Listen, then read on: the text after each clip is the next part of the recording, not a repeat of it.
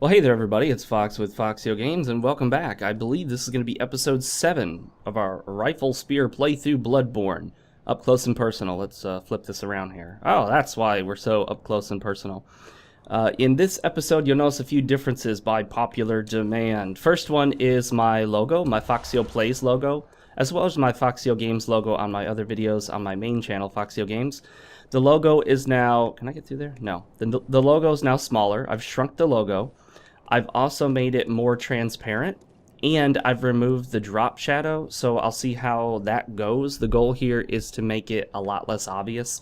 People were commenting that the logo was drawing way too much attention to itself because it was so colorful in contrast to this game, and it just stood out too much.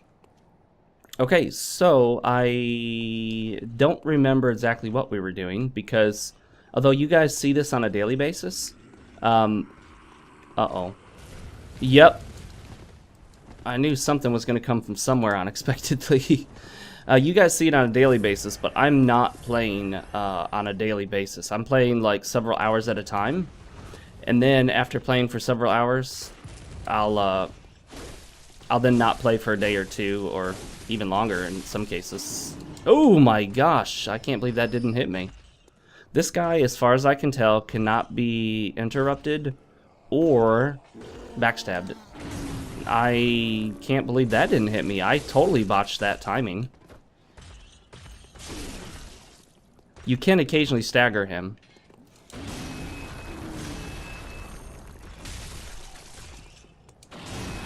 Oh my gosh. These guys are everywhere. Okay, that hit me and obviously should have hit me.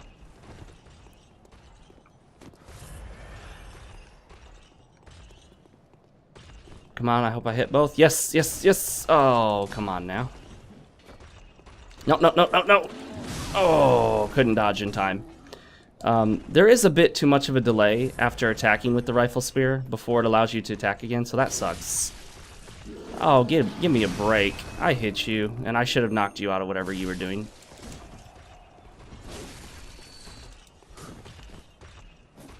Oh, come now. Nope. Nope.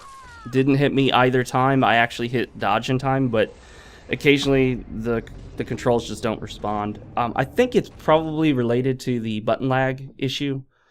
There is an input queuing that causes some, well, we've talked about this before, that causes some moves to occur after or later than they should.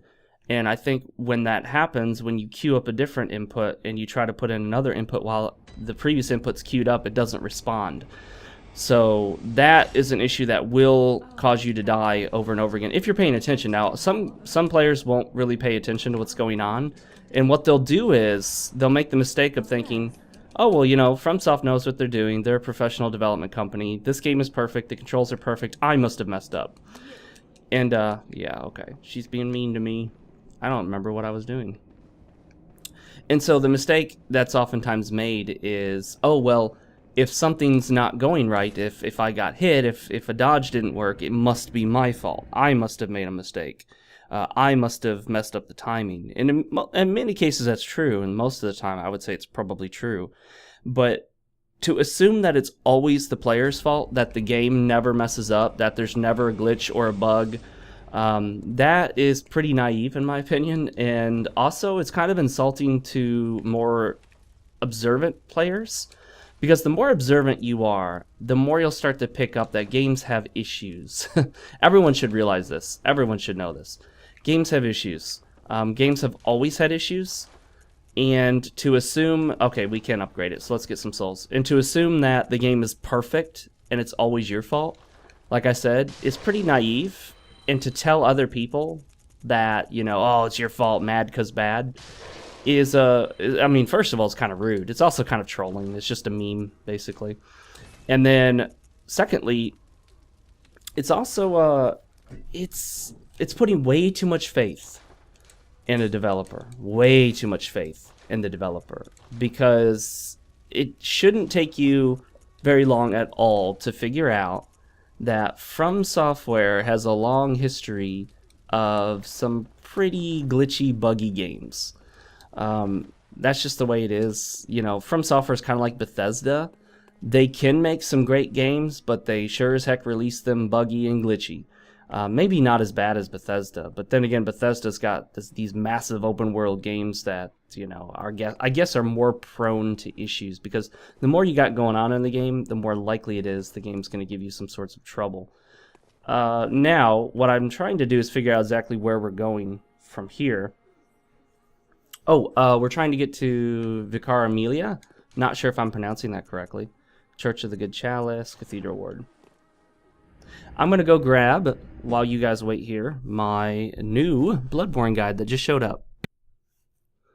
Alright, so if I remember during editing, I'll edit that part out so you don't hear, you know, the 20 seconds of silence. Oh, this is a long load screen. Wow, this is the longest load screen I've seen yet.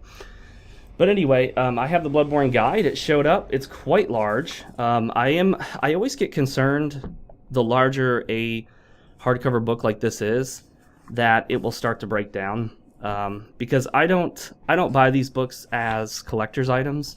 I'm not much of a collector. You'll hear me flipping through pages here. I buy these books for usability. Now, in many cases, these books quickly become less and less useful, because as they change parts of the game, as they modify the game and patch it and whatnot, there's just a whole lot less going on with the game at that point that's accurate to the book. That was a weird way to say that phrase. What I mean to say is the book becomes less and less accurate because changes are made that aren't reflected in it. That's what I mean to say. What are you talking about, Fox? You're not making any sense. Alright. Hi there.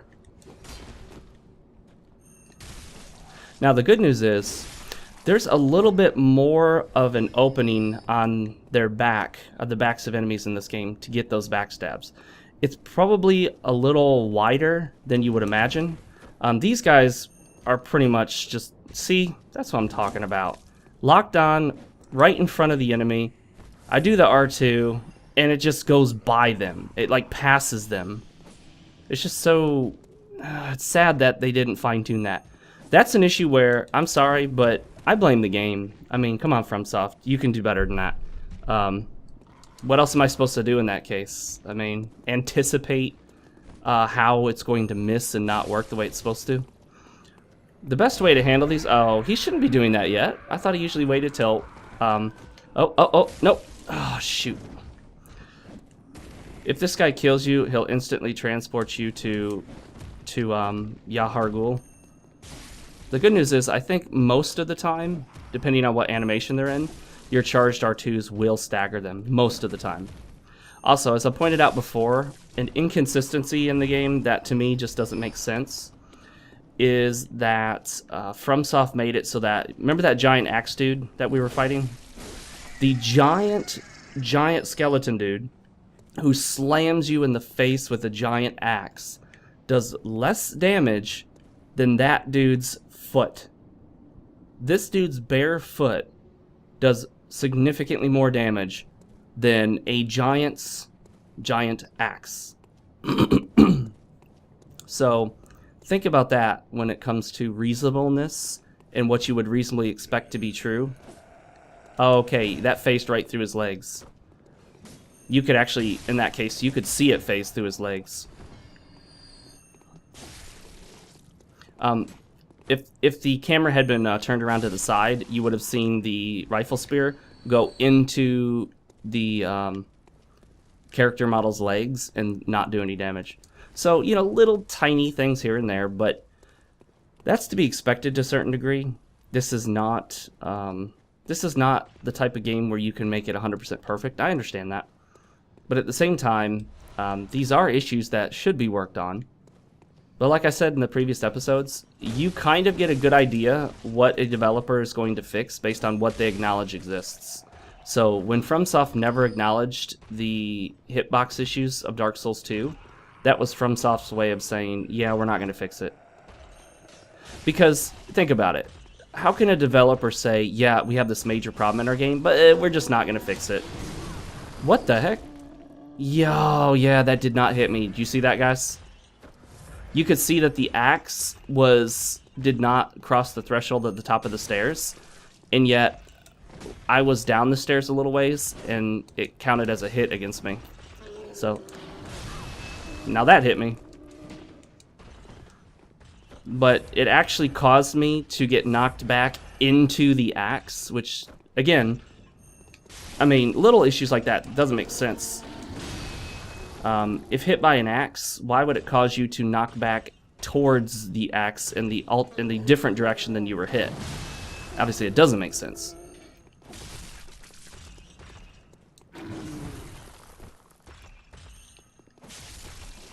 As long as you know what you're doing, these guys aren't too tough. But then again, he's in a very bad position for me. I need him out in the open.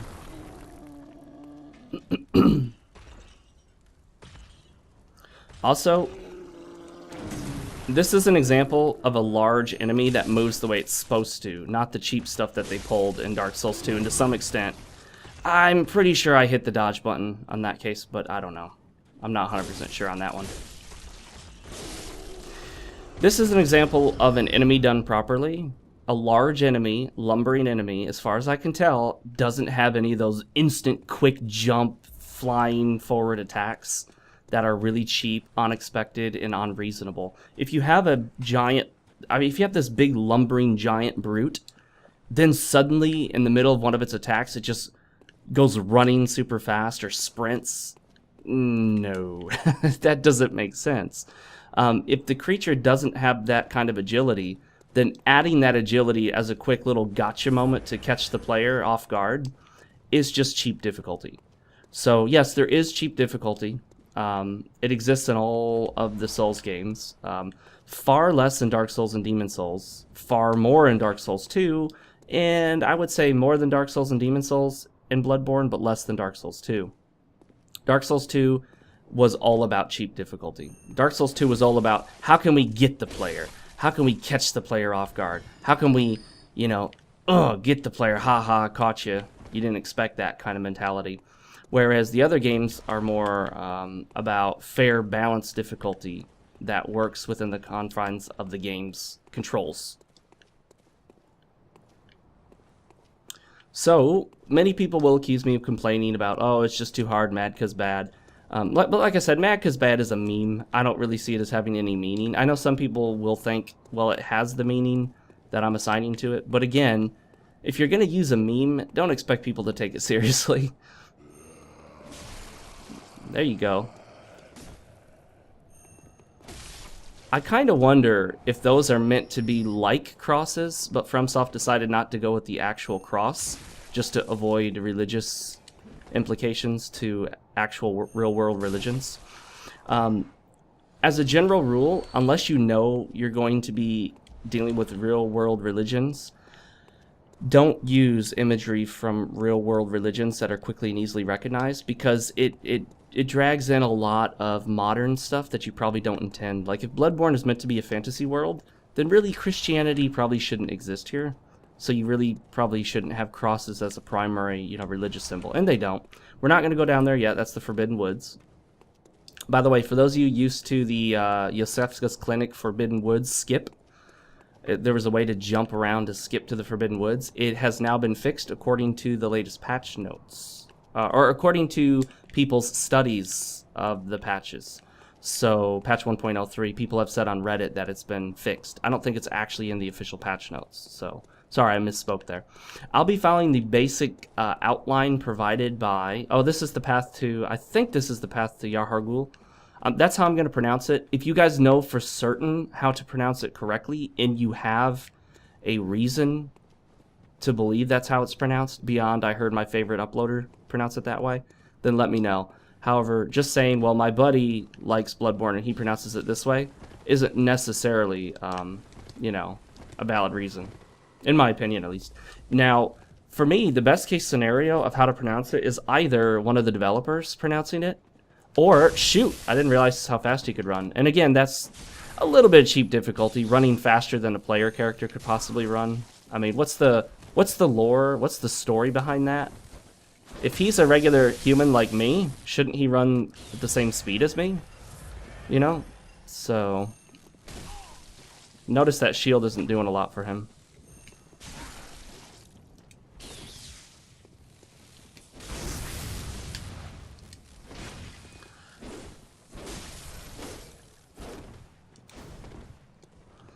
Alright, this guy isn't too tough. He's one of the easier hunters. I think he counts as a hunter. I'm constantly underestimating the distance on the swipe attack on this thing. Can you come down here? Because you're almost dead and I don't want you healing up there. Are you going to come down here or not?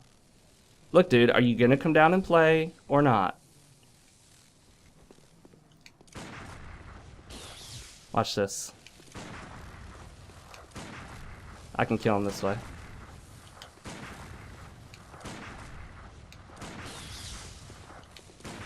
Whoops. Oh, you punk. Are you standing there on purpose? Are you that intelligent that you're going to stand blocked by... See? This is just silly. Really? Come on. Give me a break. There we go. Alright. Yeah, one thing all of the Souls games have always struggled with are angles like that. They don't always work the way they're supposed to. Jeez, freaking heck balls. What the heck? Oh my gosh. Yeah, I don't think so. But nice try. I don't think so. I was rolling. It's not fair. Rolling makes me invincible.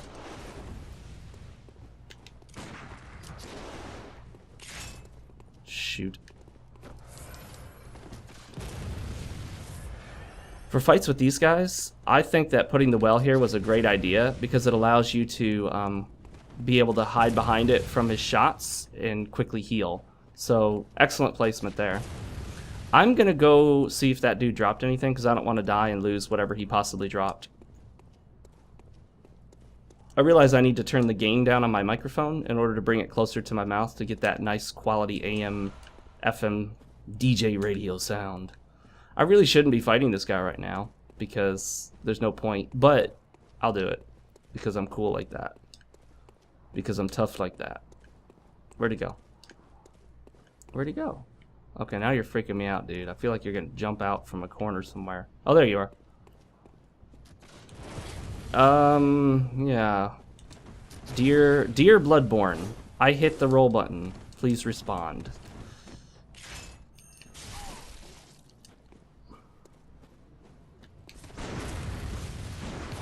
Oh, shoot. I forgot he can do that, too. This guy's obsessed with, shooting. See? I mean, he shoots like mad. Look at this. Okay. Once you start getting hit, you can never break out of it in time to do interrupt, which is kind of annoying. Dear Bloodborne, I'm hitting the dash button. Please respond. Dear Bloodborne, dash button. Hello. There we go. Finally starts working. Pretty sure the timing didn't change at all. I think because of how fast-paced the game is, it's just not able to handle the fast-paced movement. And what ultimately happens is it just messes up. It just... the timings are so ridiculously accurate that there's just this sort of inconsistency when trying to roll or dodge or... Okay. What the heck? Oh, that was the button lag bug popped up again. Okay. That doesn't surprise me. Button lag bug loves to pop up at the worst possible moment to cause you to die. And when a button lag issue pops up, I 100% blame the game, and rightly so.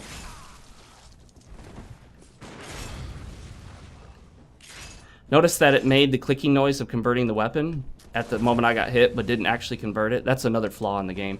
If you're making the noise of a conversion, then the conversion should occur.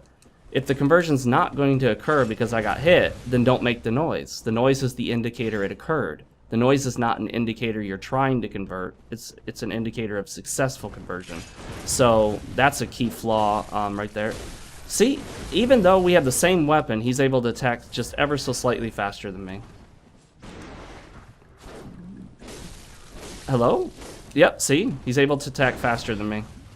Just little tiny things they put in to add artificial difficulty that doesn't belong. Reasons why some of these fights can just be frustrating rather than fun. I mean, you look at this. Does this look fun? It's not. A hint. It's not. This fight's just friggin' annoying. And kind of stupid, too. And then they love to give these hunters ridiculous, absurd amounts of health as another form of artificial difficulty. See? Don't you just love that lock-on breaking? Isn't that awesome how it breaks your lock-on just because you're behind a tree? And it's not consistent either. Hang for a second, and then it breaks. I didn't even touch anything. So, you know, very inconsistent game in many ways. But that was my big complaint during my review, is that Miyazaki wanted this game to be very fast-paced, very twitch reflex, more so than the other games, but they didn't really build the game from scratch around that. They began with the foundations of the Dark Souls combat system, and the Dark Souls combat system is not designed for this kind of play. I'm sorry, it's just not.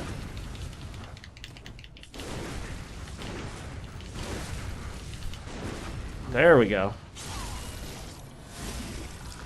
Oftentimes you find that the easiest way is just to spam your interrupt. And then, what does he give us? 10 Quicksilver bullets. So, that was a complete waste. Because you almost certainly used more than 10 Quicksilver bullets to fight him. But then again, at least this isn't Dark Souls 2, where you'd fight all these ridiculously powerful, insanely unfair red phantoms, and after killing them, they'll give you absolutely nothing. There's even one part of Dark Souls 2 where they throw like 5 insanely difficult red phantoms at you all at once because difficulty. Because Prepare to Die is in the commercials for Dark Souls. Yeah, I think the problem was Tanimura was trying really, really hard to follow up with the idea of Miyazaki's difficulty without realizing that even Miyazaki himself didn't build the game around the idea of difficulty. I gotta go back and obviously restock for this boss battle. Oh, unfortunately. Let's use a Hunter's Mark.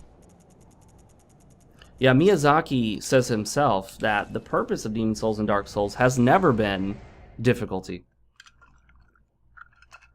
Today's drink of choice is simply standard Lipton iced tea, which is basically a black tea with orange cocoa in it, and it's cold with ice and nothing in it. No sugar, because sugar like that is pretty poisonous to you. Health advice. Alright.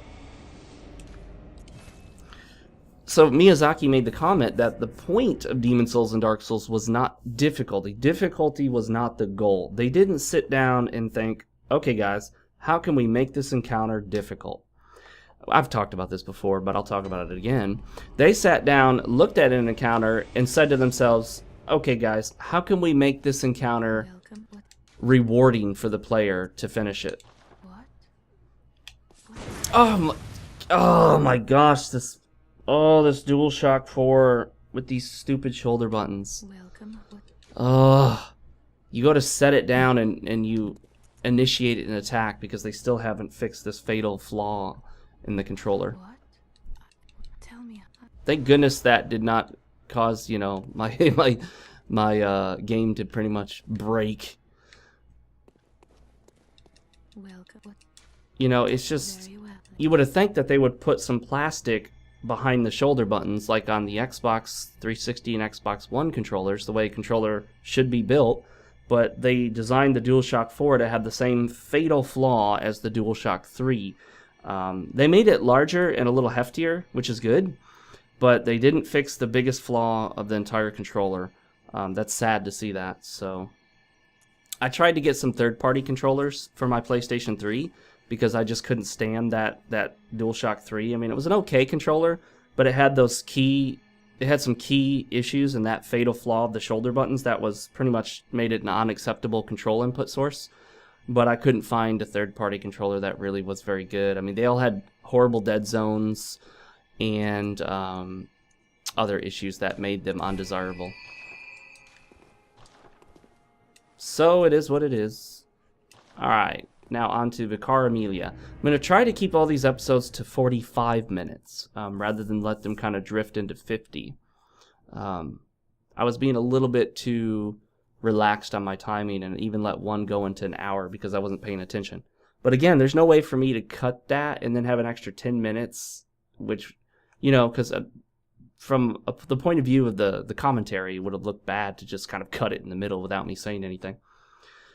So let's right after the boss here, we're going to get to some comments. You're seeing my interface right there. My mouse cursor moved over it.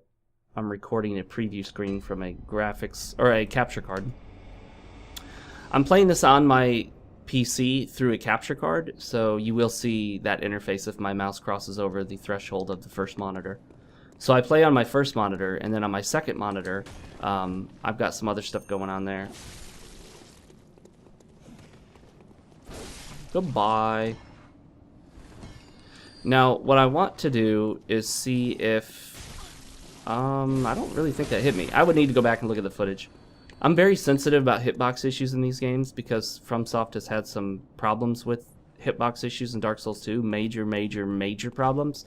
So now I'm very suspicious of FromSoft and their ability to design games properly. But then again, you know, that was Tanimura's B team. Why is he doing that? I thought he waited until they were at 50% health before he went into this rage mode or whatever it's called. I don't even know if it has an official name. Stop that. Oh, well, there you go.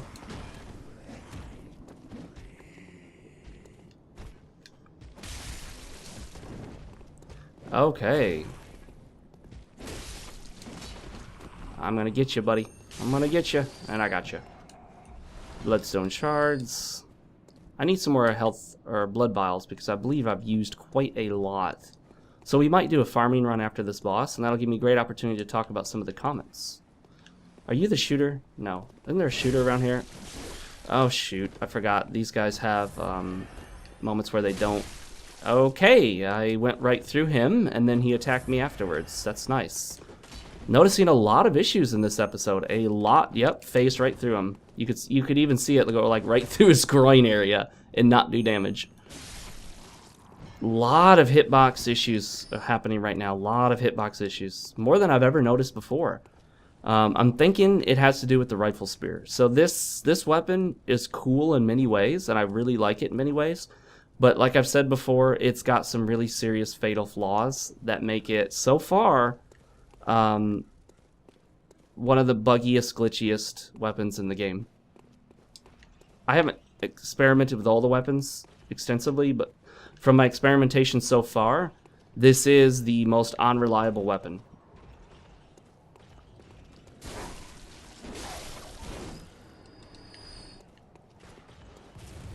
Nice try, buddy.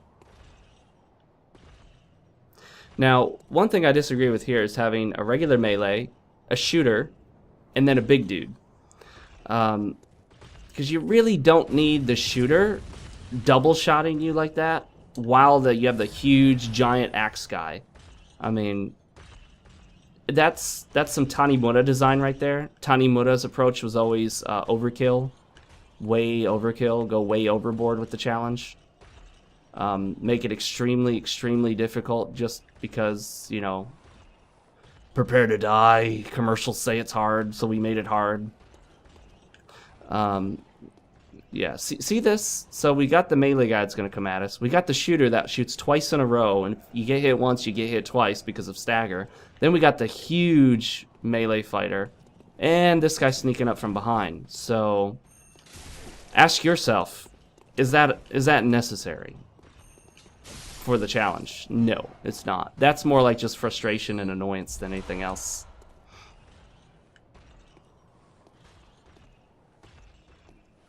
Let me try this.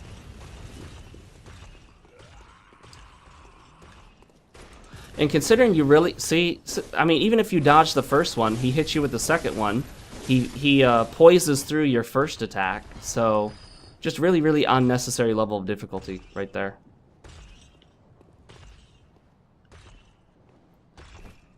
This might be a mistake. We'll see.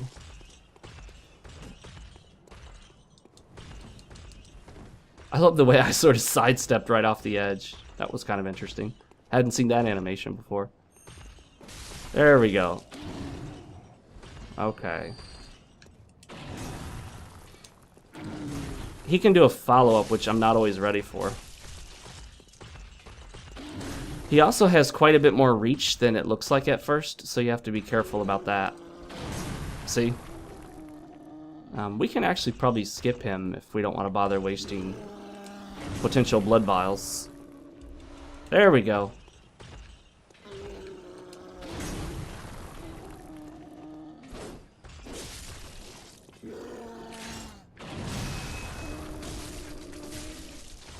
You can approach him almost the same way you would approach the, Oh, did you see that first attack phase right through him? And do no damage? Yeah. Either that or it didn't make a damage sound effect, so it was missing the audio effect of the damage sound. Because it didn't show any blood, and it didn't make the gushing blood sound effect. So it either didn't damage him, or it had missing audio. Either way, it's a glitch. What the heck? There we go. Threw him up against the wall. Bloodstone shard. So that's useful. Anybody up here? Who wants some of this? You saw what happened to Big Axe Dude. You want what happened to Big Axe Dude to happen to you? I didn't even see this guy right in front of me. Okay, this is Frenzy. It's just the dumbest thing in the game. I mean, it's probably, yeah, it probably literally is the stupidest thing that they've ever put in Bloodborne. And yeah, it is what it is. If you don't think Frenzy's stupid, if you think I'm just complaining, well, Epic Name Bro said he thinks it's stupid too, basically. So, you know, if you want to say that I'm just mad because bad, you got to say that about him too. And people are like, oh, I can't say anything negative about someone else, only about FoxeoGames. Sorry, I'm a little cynical after all the hate I got for challenging people's hypocrisy and no healing cults and Dark Souls. You know how people were. I took the losses, subscriber losses, and the hate just to challenge the kind of stupidity of the no healing cult from Dark Souls and the Honor Brigade, which Martyr's Brigade did. Martyr's Brigade lost a lot of subscribers as well. Well, potential subscribers. And he took a lot of hate too, because he challenged the Honor Brigade the same way I did. I really don't know how to fight this boss. I don't think I've ever died to this boss. I might have once. But I just sort of fought, and it just worked out. So we'll see how this goes. Skipping cutscenes and dialogue and all that. So I'm going to try to stick behind her and see how that works for me.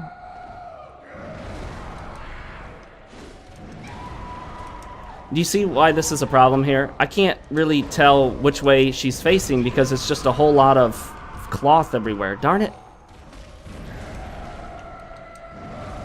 See, I can't tell what's what here. I can't tell what's going to hit me. I can't tell exactly where she's standing. It's just a whole bunch of cloth physics everywhere.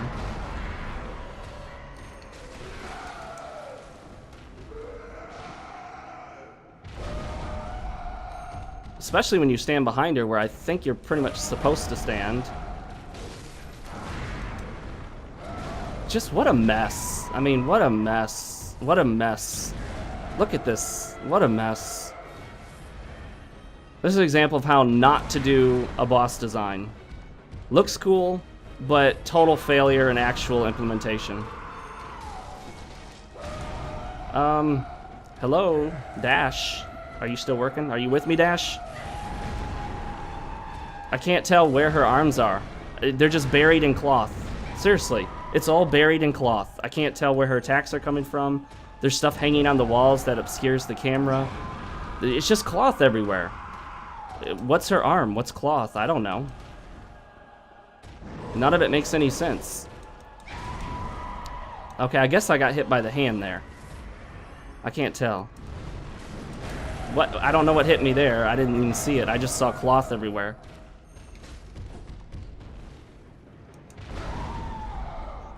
Let me see if I can do this.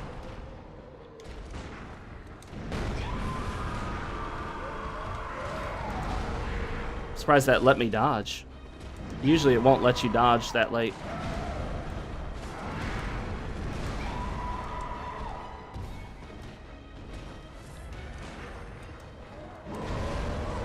Okay, that didn't hit me, but whatever.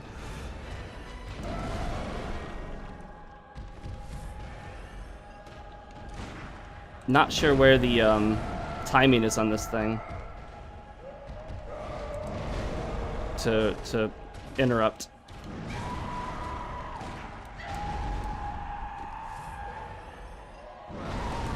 Nope, I dodged, but whatever.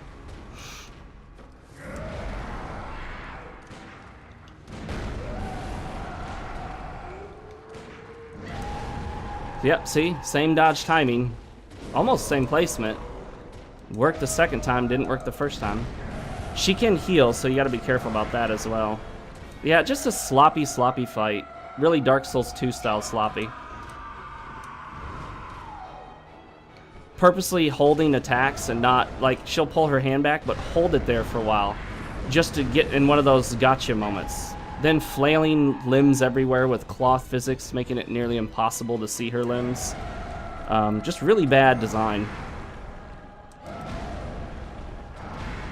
You can get hit while lying on the ground, by the way, because I don't know why, but that's a thing. That cloth right there hanging from the wall, that can obscure your view. And heals, because, you know, healing bosses is always fun.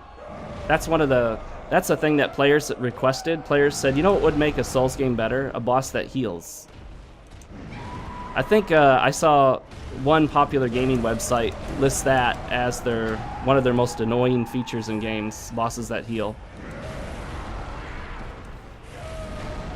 I mean, look at this. I can't see her hands. All I see is just cloth physics everywhere. It's just a sloppy mess of a design. And I'm doing almost no damage. Okay. And then the flailing attack, just, here, let's have her attack 60 times in a row, staggering the heck out of you because, you know, Dark Souls 2. So just another example of a very poorly designed boss. From a perspective of the physical design, the moveset, the healing, just nothing about it is really that good. Bad hitboxes too. And then it's hard to get to the front. Yep, see? I mean, you can't even get around her in time to get the visceral, so that sucks. Not being able to get the visceral will aggravate the heck out of you. Like it should. I mean, it definitely should. Because, I mean, there's no way for you to know it's going to happen when you're behind her, where you're supposed to be. And dashing doesn't work properly half the time, so just a really bad fight, and it's over pretty much. Just a really sloppy, messy, just hope for the best fight.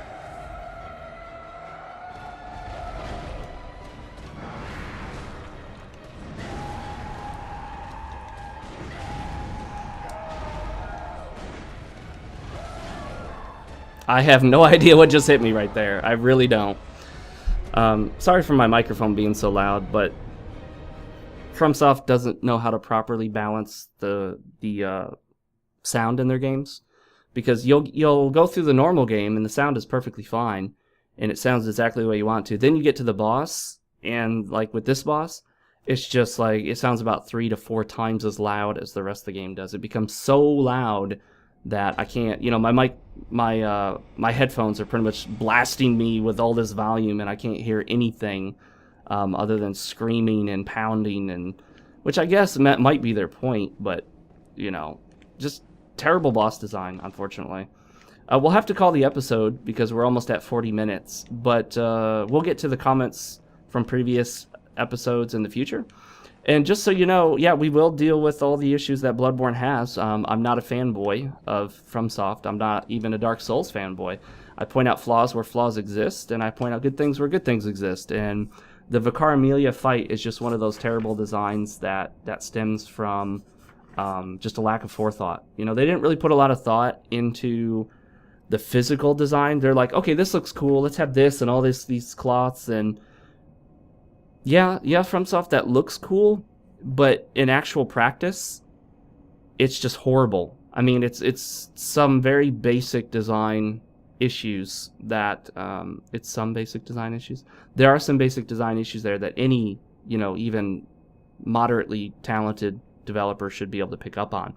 So I don't know who playtested it. I don't know if they even really had playtesters or if they just did it themselves internally, but it's likely that either they didn't want to change it because they'd already put the design in, they're like, this is what we like, we're going to keep it. Or nobody was willing to point out, hey, this is bad. This needs to change. Because when you can't see the boss's attacks coming because there's just cloth flying everywhere in your face, yeah, I'm pretty sure that's not a good thing. Let's see if we have enough to upgrade again. No, we don't. We just have the basic upgrade path stuff. Alright, we'll continue next for the Bloodborne Rifle Spear playthrough when we deal with Vicar Cloth Melia, where cloth is everywhere, attacks cannot be seen, and she flails like wild because Dark Souls 2 Tanimura design. See you guys next time. Later. Hey guys, thanks for watching. Make sure to follow my main channel, FoxeoGames. You can click the logo at the bottom of the screen right there. Yeah, I also have a Patreon, so if you're one of those weird people that likes to give money to strangers on the internet, well then you can click the link in the description. I'm on Twitter and Facebook, but I definitely prefer Twitter, so please do follow me on Twitter. I love to interact with my viewers there. I also have 2 videos you guys can check out if you'd like. One is Fox Kinda Reviews, a comedy review series. This one's of Lords of the Fallen. And I also have Bloodborne patch notes for patch 1.03, so click either of those videos to go check them out as well. And I will see you guys next time.